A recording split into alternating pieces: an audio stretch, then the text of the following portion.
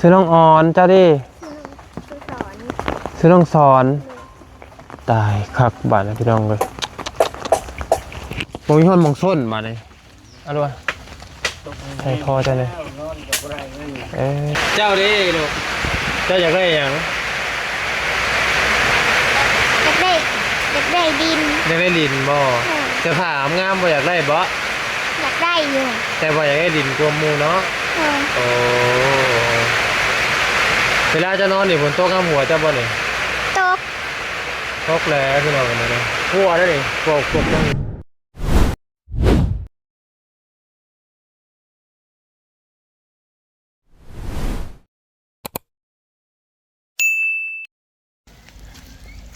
เลยไปเลย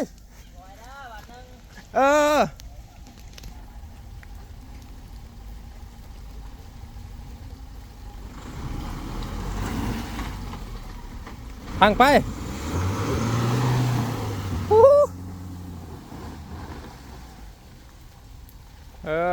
ตรวจมาเลยเต็มเลยโอ้สบายดีพี่น้องกันเนาะสบายดีเด้อทีมบ้านน้องกันมันถมเลยบ้านของผัวผักถึงทับนี่ทีมมันกินแล้วว่าอยู่บ่นั่นก็ได้นะมันบูดเลยเนาะได้น้องใหม่ก็บูดเลยเนาะถ้าต้มนี่บูดไว้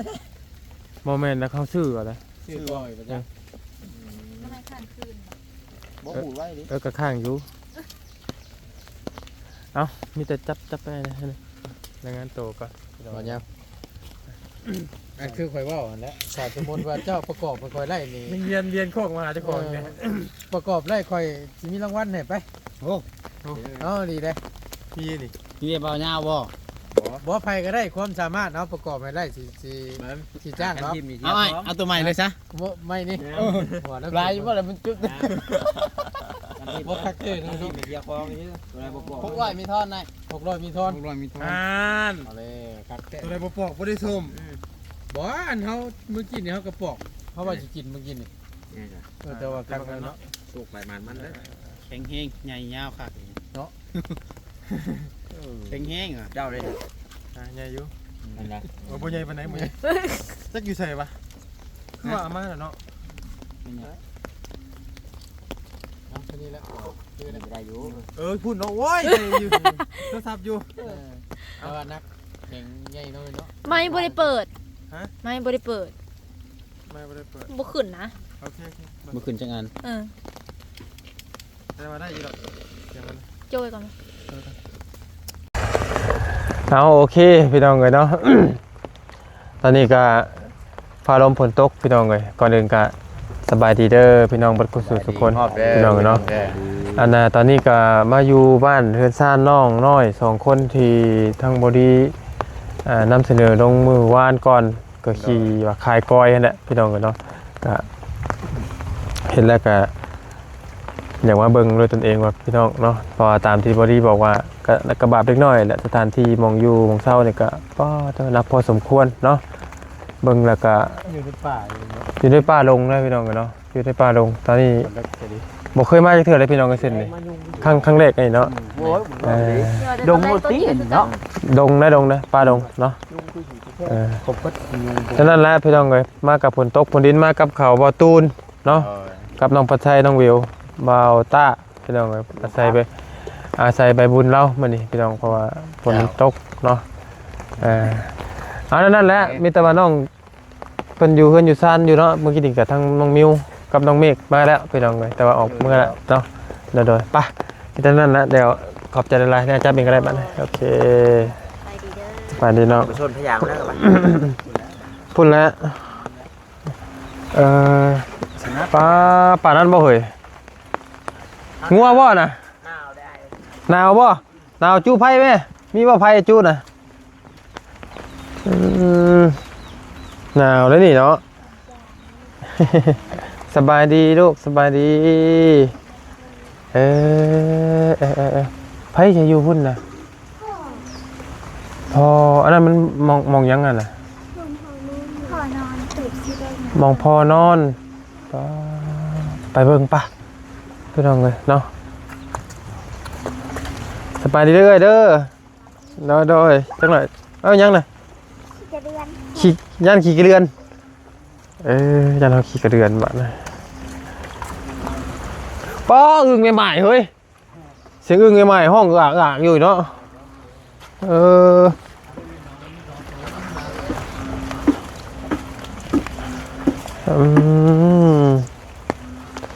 พี่น้องเลยเนาะ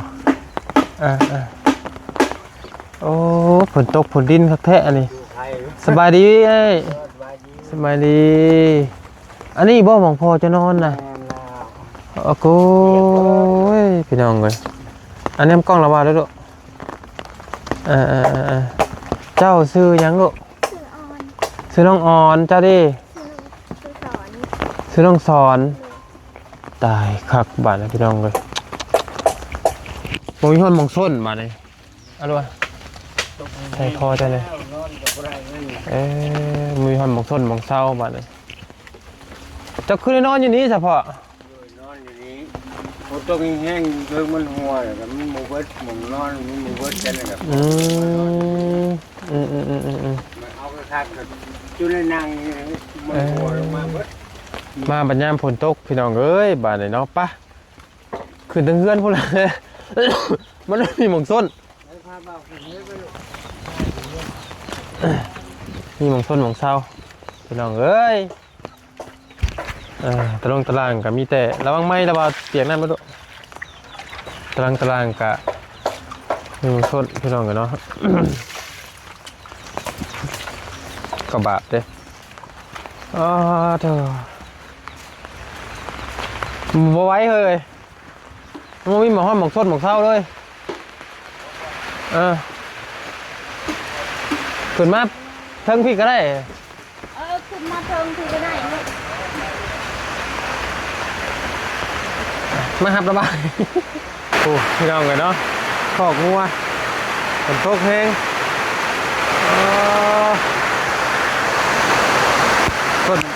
ต้นนี้ขอกงัวเนาะกระบะพี่น้องเลยสบายดีเลยสบายดีโอ้บริยินอย่างแรกนี่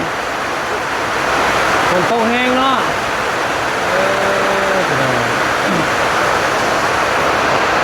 ฝนก็ตกแห้งแท้เลยฮะบริยินเลยเขากับบริยินด้วยกันเฮ้ยบาดเลยตกเศร้าก็ได้สังวากันเนาะอีล่าซื้อยังก็ลูกซื้อน้องออนเจ้าดิออนซ่อนโอ้อันนี้เพื่อนไฟดิลูกเพื่อนเมย์เพื่อนเจ้าใช่เพื่อนเจ้านะฮะ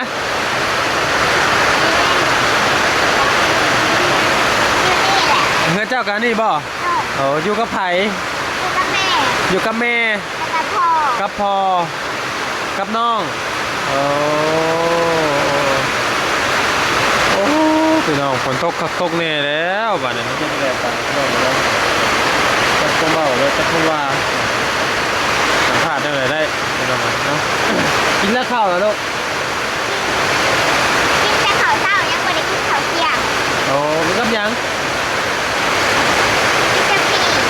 กับมีโอ้จับไม่สิปากก็ได้ลูกไม่เจ้าน่ะจับใส่คาราบาวนี่จับคาราบาวนี่ให้เอามีมาให้เจ้าน่ะ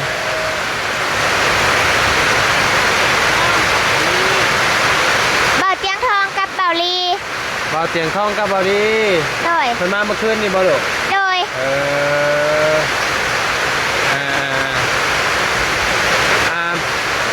อยู่น้ำกันจะพ้นลูก4โอ้ไอ้น้องจะมีจะพ้นมีแต่2มี2ไอ้น้องนี่บอสพี่น้องไงฝนมันตกจะคงเบ้าเลยบาดเลยตายครับยุ่งบ่ลายปะโทบ่ดุลายเนาะจะของเงียนอยู่บ่เข้าของเงียนปอหยังป.3 ปสาม โดย โอ้ผู้นั้นได้ข่าวปะปสองเจ้าเฮ็ดยังซอยพอซอยเมย์นะ นึ่งข้าวแล้วก็ เข้า ไล่งัว ใหญ่งัว ด้วย คือว่ามีงัวบ่มีคอกงัวบ่ ก็คอกแม่เขา คอกเบ้บ่ เออรับเลี้ยงของหมู่บ่รับเลี้ยงแม่คนอื่นบ่เออป้าเจ้าเฮ็ดบ่มีแม่แล้ว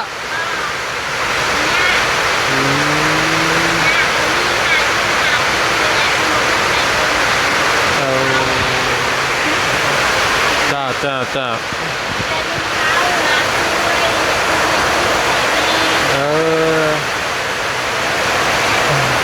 กปี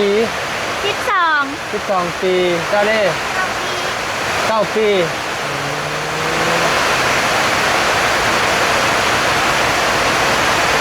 เอาเดี๋ยวรอผลมันเศร้าก่อนจักหน่อยเป็นยังไงมันเว้ากันบ่ได้ยินเนาะเว้ากันบ่รู้เรื่องเป็นยังไงเนาะ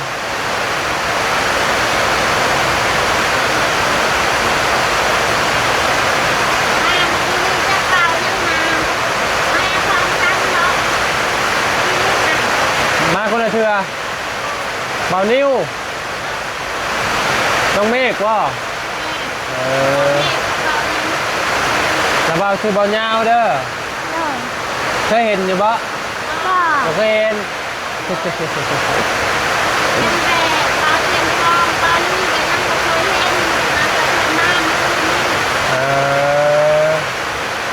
เคยเห็นในโทรศัพท์บ่เคยเห็นบ่ก็บ่มีโทรศัพท์บ่มีโทรศัพท์เลยเจ้ายังจะโทรน่ะอีหล่ายังโทรบ่มีเวลาพ่ออยากโทรหาเมย์ได้เมย์เวลาเมย์ไปตลาดน่ะมีแต่ถามเมย์ว่าอย่างเดียวมีแต่เบิ่งโทรศัพท์เขาไปดูน่ะก็เบิ่งสาวลง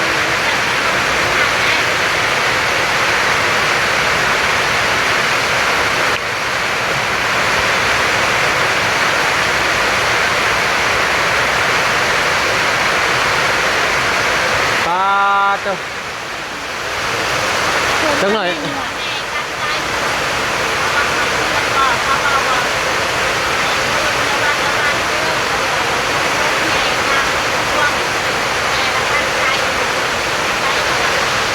อันนี้โมเมนต์ดินเจ้าบ่ดินไพศาลดินข้าเจ้าให้อยู่คออยู่น้ำเขาคออยู่น้ำข้าเจ้าจะมาอยู่จักปีได้หรอน่าจะวันจักปีแล้วจะมาอยู่นี่จะมาอยู่นี่นะจักปีแล้วก็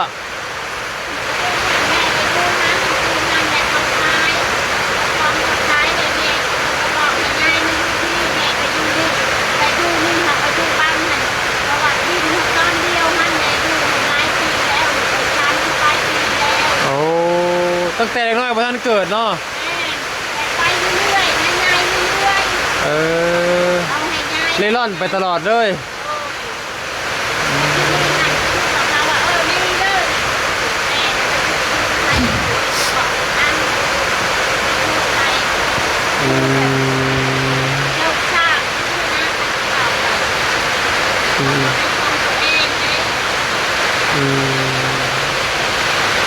โอ้จะกี่ถามอย่างเล่พี่น้องไงบ้านเลย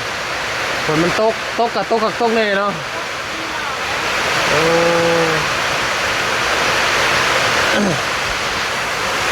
ตกเนี่ยตกกระดอกกระเดียบป่ะเนี่ยตกเบื้องหน้าเบื้องหลังเลยตกเนี่ยตกจนผมมีหมองส้นและประเด็นมันคือเพื่อนน้องนี่ผมมีหมองส้นพ้นนี่พี่น้องเลยเนาะ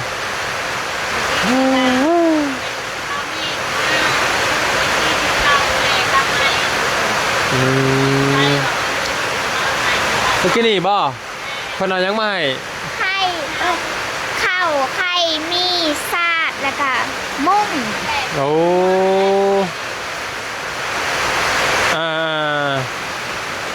เป็นคนบ้านไหนก็เอ้ย แม่ค่ะคือเป็นแม่ดังคันดังน้อง มาเอาผัวอยู่พี่บ่เออแข่งยังก็อยู่แข่งยังอยู่เมืองพระลานชัยนี่บ่บ่ได้ไกลปานใดเนาะพอไปพอมาอยู่แต่ว่าอยู่ติดริมทางบ่หรือว่าอยู่เข้าไปในอีกโอ้อยู่บ้านไหนอ่ะบ้าน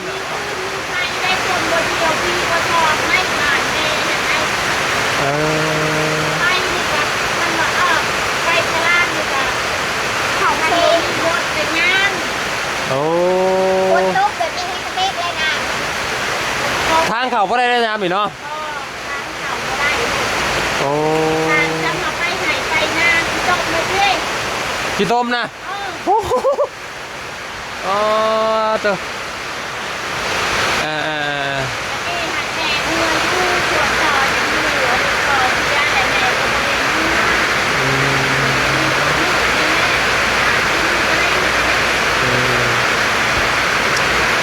ที่เนี่ยมาอยู่ที่เขาเนาะ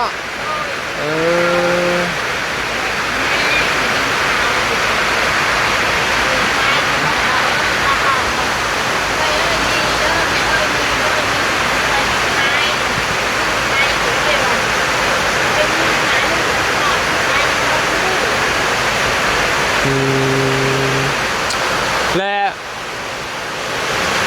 ที่น่ะที่ว่าจังไรก็บ่มีว่าจะพอได้ไปหาซื้อเอาไม้ไป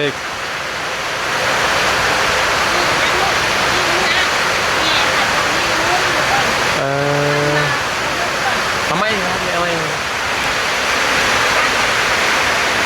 เอาเบารถไหมจับเบารถ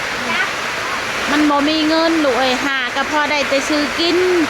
สมมุติว่าไปรับจ้างเขาก็ได้อยู่เทื่อละแสนเทื่อ50 60แล้วก็จักลูกไปโรงเรียนแน่บ้านนี่จักซื้อขนมข้าวต้มให้ลูก ลูกเจ้าสองคนนี่แหละวะ แม่นแล้วก็ส่งลูกไปโรงเรียนแน่นี่อยู่นี่กินอามาแต่ใช้ลูกมันบ่มีในขันทุกแล้วพอได้แต่ซื้อข้าวกินให้ลูก ถามเรื่องความเดือดร้อนเจ้านี่มันจะได้ดินเนาะตอนนี้เนาะโดยถ้ามันเป็นไปได้ก็อยากได้ฮะแหละลูกอยากได้หน่อยก็ยามันพอได้ลมเฮือนก็ยาเป็นของตัวเองลูกคันว่าลูกมีกำลังใจให้คันว่าลูกว่าผู้ใหญ่ใจบุญเพิ่นแล้วแต่เพิ่นคิดเห็นโดยแม่บ่ได้ว่า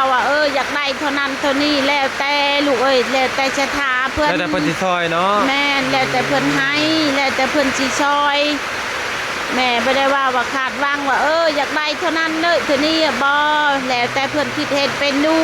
แล้วแต่เพิ่นคิดสงสารเมตตาโดยเอ้ยหน่อยก็ย่าพอได้ลมเฮือนก็เอาลูกเอ้ยก็พังเบิ่งโดยพังเบิ่งกันแน่เนาะจักสิได้กำไรแล้วเฮาก็บ่ฮู้โดยเพราะว่าในการเฮาไปสัมภาษณ์คนนี่ก็บางครอบครัวก็ได้บางครอบครัวบ่ได้ก็มีแล้วแต่บุญได้บุญมันโดยรุ่นเบิ่งว่าครอบครัวเอ้ยจะได้บ่ก็กระบาบอยู่กระบาบเล็กน้อยแล้วพี่น้องเนาะมาอยู่น้ำพ่อน้ำแม่บัดโอ้โธ่สถานที่อยู่เนาะลำบากแล้ลูกเพราะว่าเฮาสิเฮ็ดให้มันมาตรฐานกว่านี้ก็บ่ได้อีกพี่น้องเพราะว่ามันบ่แม่นที่เฮาเนาะแม่นมันบ่เป็นดินเฮาอีหล่าย่ำอีกลูกย่ำมาใกล้ๆเอ้ยไปดูเฮียงกันเลยมันบ่เป็นดินเฮาลูกคันว่าสิเฮ็ดแบบเฮาสิเฮ็ดเฮือนเวลาเฮือนก่อเฮือนยังผัดเฮ้ยบ่ได้เนาะบางเทื่อเพิ่นว่าวันนี้เด้บ้านนี้สิมางก็เสียดายลูกเสียดายมันเป็นที่เขาเนาะโดยประมาณนั้นแหละเอาไม้หลากได้นะทานต้องหลากกันแบบนี้เนาะไม่โอเคเจ้าดิลูกเจ้าอยากได้อย่างอยากได้ดินอยากได้ดินบ่จะถามงามบ่อยากได้บ่อยากได้อยู่แต่บ่อยากได้ดินกวมมูเนาะโอ้เวลาจะนอนนี่ฝนตกข้ามหัวจะบ่นี่ตกแล้วพี่น้องกันเลยหัวได้นี่พวกตรงนี้เนาะ มื้อนี้เจ้าคือบ่ได้ไปโรงเรียนซะลูก โรงเรียนผัก โรงเรียนพัก เลย มื้อใดเพิ่นสิเข้า เดือน9วันที่1 โอ้พักแตะดนนะ เลย เออเจ้ากระเพราท่านซอยพ่อก็ได้บ่ บ่ได้เผาล่ะ บ่เคยเผา ไม่ได้เก็บผักค่ะ มีแต่เก็บทานซอยพ่อบ่เออแม่ให้เงินเท่าใดไปโรงเรียนน่ะลูก มันเถื่อกะมือละ10แล้วก็คันบ่มีกะมือละหา เอาไปซื้อหยังน่ะเอาไปซื้อหยังอยู่โรงเรียน ดอกที่ ซื้อฮอนล็อกชิ้นมันมีอยู่บ่ มี เอ ใน อ ป่ามันเถื่อกะไม่หา โอ้สบายพี่น้องเนาะเสื้อผ้านักเรียนจะมีจักสูตร บ่มี เอ้าจะใส่หยังจะไปลูก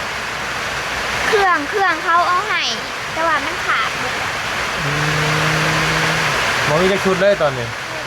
อยากได้ใหม่อยู่บ่ ได้ อยากได้เนาะจะไปซื้ออยู่ไส ตลาด ตลาดไส ละแปด ตลาดแปด ตลาดละแปด อู้พี่น้องเอ้ยโคตรว่าเจ้าคือบ่ใส่เสื้อแขนยาวเจ้าบ่หนาวบ่ บ่ หรือว่าบ่มีบ่หรือว่ามันเปียกเบิดบ่บ่มีเกิดเรื่องกับบ่มีพี่น้องไปส่งเขาสั่นอีกโอ้ เมื่อได้ซื้อจะเสื้อเขาเอาให้เขาเก็บชิ้นนักเรียนกันเล่นคืนเดียวเขาเอาให้เขาคืนคนละคืนนักเรียน เออ เขาตัวเองเขาพกให้ โดยโอ้ยน้องพี่น้องเอ้ยเป็นจังไดบัดนี้ฝนมันก็ตกแท้ลูกเราว่าเจ้ากับบ่ได้ยินเลยนี่ สาดมีจักพื้นลูก ขาดนี่เดียวนี่แหละอันนี้เราซื้อมาให้ ปูเลยใช่บนนอนจ้ะน่ะพี่น้องนะครับ บุ้งก็จะซื้อมาให้เมื่อกี้นี่ เจ้าขี้ยังไปโรงเรียนน่ะ ย่าง ย่างไกลบ่ ไก่ คือบ่มีรถถีบบ่ลูก บ่ อยากได้อยู่บ่ขี่เป็นบ่ถ้ามีนี่ เป็น ขี่ถีบก็เป็นเนาะเคยขับของหมู่บ่ เคย มัดน้ำกินเลยเอ้ยเจ้ากินอยู่ไส ทำกินทันมีเงินทันกับไปซื้อกันบ่มีกระโตงน้ำพ่นกินแน่หรือ ตกแรงอ่ะแหละ ตกแรงทำเป็ดคือกิน โอ้ ทำกิน น้ำอาบเด้ น้ำอาบและอาบที่น้อง มีน้ำหนองบ่ โอ้ โอ้ มีได้น้ำน้อง ไฟพื้นที่ผ้าบ่ต้องบ่ถึง ก็ บ่มีเลย มีใต้โซลาร์เซลล์บ่ แม่ทำได้แต่สลัด เออ เจ้าซื้อมาให้เลยเจ้าซื้อมาให้ ใช้ซื้อมาให้น่ะ อันนี้ตำรวจซื้อมาให้ เพราะว่าซอยเดือนนี่บ่ ก็แบบคนหักแทน โอ้ ซอย เพิ่นเห็นแล้วเพิ่นอีต้นทงน้อยเนาะ ทำไปสินี่กะของเพื่อนแต่ว่าไฟไหม้เพื่อนเพื่อนไฟไหม้เพื่อนแหละเพื่อนมั่งถือว่ามั่งแล้วเพื่อนแบบตอนป้าเนียนแต่บ้านนี้ค่ะเพื่อนก็เลยบอกว่าจะเอาก็ทำไปเก่าหันไป โอ้ แต่จะต้องกันเลือกเอาประเด็นมุ่ง โดยอันข้าวน้ำจำปาเจ้าได้ใส่เอ้ยเจ้ากินเอามาได้ใช้กินน่ะ แม่ชื่อ ชื่อเอาเนาะ แม่ชื่อเพื่อนละโลก เอาเงินมาจากไสไปซื้อข้าว นี่แหละ จากเงินจากใครอันเผาทานนี่บ่ ต่อข้ามกับมันเพื่อกับทัวไปเห็ดเทียบ เราเฮ็ดเวียกหยังน่ะ โอ้ จ้างกันก่อนเขาจ้างเนี่ยก็ไปเขาบอกว่าไปซอยนั่นซอยนี่เนี่ยก็ไปคือเมื่อวานนี่ก็เขาบอกว่าไปหามก็เขาก็ให้แสนนึง โล หามก็ทำปฏิเฮ็ดผัดเหล้าผัดเผ็ดบ่ได้ปฏิไปน้ำมูน้ำมูผัดเหล้าบ่เป็นเด้ทำผัดจอกเล็กจอกลากผัดเหล้าก็บ่เป็นเฮ็ดมีแต่เขาจ้างว่าไปจับนั่นจับนี่เขาก็ให้มือละ50แต่เมื่อวานนี่ก็ไป ไปยก มา ขอ 10 ง โมงเราไปต้มทำกระไรแช่นึงแต่เมื่อคืนนี่ก็ไปเมื่อวานนี่ค่ะจะได้50,000 โอ้ ที่ก็ได้ชื่อได้อยู่มีกินให้ลูก พอได้แก้คัดแก้ไขเนาะ พี่น้องเลยมาวันนี้กับฝนตกฝนดินเบ้ากันกับวู้เรื่องมาเลยสองคนนั้นมาฝนบริตกบ่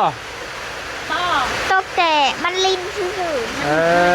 ๆ บัดเฮามาคือมาตกคักแท้ซะ เมื่ออยู่ระบาวว่าซะเมื่ออยู่บ่าวยาวบ่เมื่อบ่มึงเรียนหนังสืออยู่พุ่นเมื่อบ่ระบาวมีขนมเมื่อบ่แหมแล้วว่าใช่มื้อเลี้ยงน้องเนาะระบาวก็มีลูกคือกันเมื่อบ่ให้มื้อละแสนเอาบ่เอาบ่เมื่ออยู่ระบาวมันยัง อยากอยู่กับแม่ อยู่นะแม่ บอกว่าหยอกคือเราก็มาเรียกบุกุ้มหรอก กินลายว่าจะกินลายป่ะ ละหายไอ้ทะเลกระโดดมาตุ้งที่ทันอายมาให้ต้อง เบิด เบิดมาเจ้าในแม่ทางมาเอาลูกไปใช้มาแต่ที่เบิดแล้ว ต้องอยากเนาะ เรื่องพูดว่า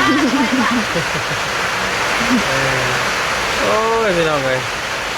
ตอนมักเพื่อนกับแม่ชโดมก็ทันดับทุกทีทันมักแต่อะไร มาลูกสิ้นบ่ลูก ทันดับ ในมือทนล็อกในมือหน้าแล้วว่าซื้อมาผักเด้อมื่อนี้เราเบาบ่ทันหยังบ่ซื้อหยังมื้อนี้มาสัมภาษณ์เจ้าก่อน ได้มาแล้วก็ทอดกินกับข้าว ในมื้อหน้าทำบาราบาได้มาแล้วว่าซื้อลูกชิ้นกับฮอทดอกของฝากของมักแล้ววะยกเข่าเลยเราบอกกันมาก็การให้ลูกชิ้นนะ โอเคแต่มื้อหน้าบ่ยากเนาะแต่ว่าบ่ยากคือตกขักตกแน่แท้บ่หยังก็บ่ได้ยินพี่น้องเนาะแล้วว่าเห็นเจ้าไปขายครัวอยู่ไส อยู่ทาง คอยมาได้ใช้น่ะคอยนะ แม่ไปหาคุดแถวนี่แหละ โอ้เบิดแล้ว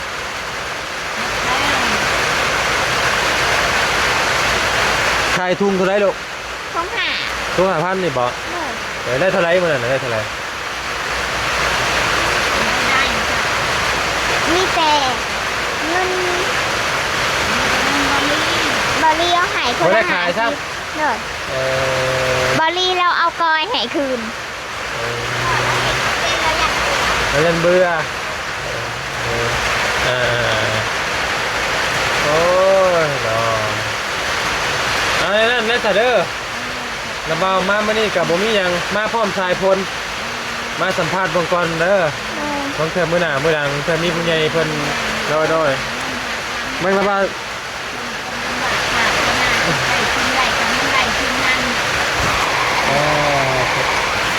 อะไรว่าให้ปั่นกันเด้อกับน้องเด้อใบยังนี่ ไปหาซีฟ ไม่50ซื้ออย่างไรเนี่ยซื้ออย่างไรซื้อลูกชิ้นได้บ่เด้ ได้ ได้เนาะเฮียนเก่งอยู่บ่เฮียนเก่งอยู่บ่ น้อยหนึ่ง น้อยนึง พออันเขียนได้อยู่ ฮะ เขียนได้อยู่อ่านได้ เขียนได้อยู่7+6เป็นเท่าไรลูก 7+6ลืมวัด ว้าผู้น้อยเลยบ่7+6เท่าไรลูก 14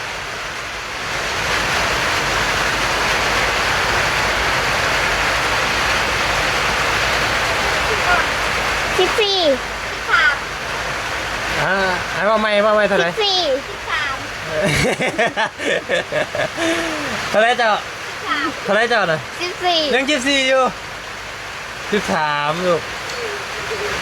13ถึงแล้วถึงข้อหมอน้อยเก่งเนาะจ้าเนาะอ่านหนังสือไปบอก เอ้าเก่งก็เก่งมันดิเอาแล้วนั่นนะตั้งใจเฮียนนะลูกเด้อ โดย ขอให้มีผู้ใหญ่เพิ่นเป็นอะไรคือที่ชื่อทางให้เด้อลูกเด้อ โดย น้องอ่อนซ่อนน้องชื่อหยังก็ เอ้ยพิมพา พิมพาโอ้ซื้อคือเมย์เขาเลย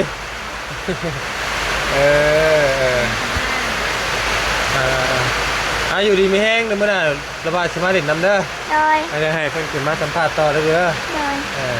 ให้มากก็ว่าน้ำเพิ่นดีๆเด้อ โดย บ่ต้องยิงเนาะเมื่อวันสาวพรบ่ยิงก็อย่าดุเลย เป็นกระเพงเอาว่าให้เพิ่นเมาดู ให้น้องแหงให้ร่ำให้รวยให้โชคให้มาน น้อยเจ้าคือกันเด้อให้ห้ามให้เฮือ ได้ น้อยขับใจได้ดูเป็นกระเพงเนาะนิดหน่อยก็ว่าเป็นพี่น้องกันเนาะเป็นกระเพงอยู่ดีแม่งค่ะพี่น้องไงฝนตกฝนดินมาไวแล้วเนาะโอเคพี่น้องเลยตู้เย็นเนาะทักเนาะตู้เย็นใช่เนาะ เล่นพระเจ้าไงบนนี้ที่สั่งไว้ ได้ กับบนนี้ เอาไว้ใส่กับข้าวชื่อเนาะต้องพี่น้องเลยฝนตกตกเน่ตกบ่ได้ยินอย่างเลย เรื่องเจ้าของใหม่ มา โทรศัพท์พ่อ มาพี่น้องเลยเนาะเจ้าอมดังรถมันเจอผลมันเศร้าอยู่ดีไม่แห้งมันกระสุนตะก้นพี่น้องกันเนาะ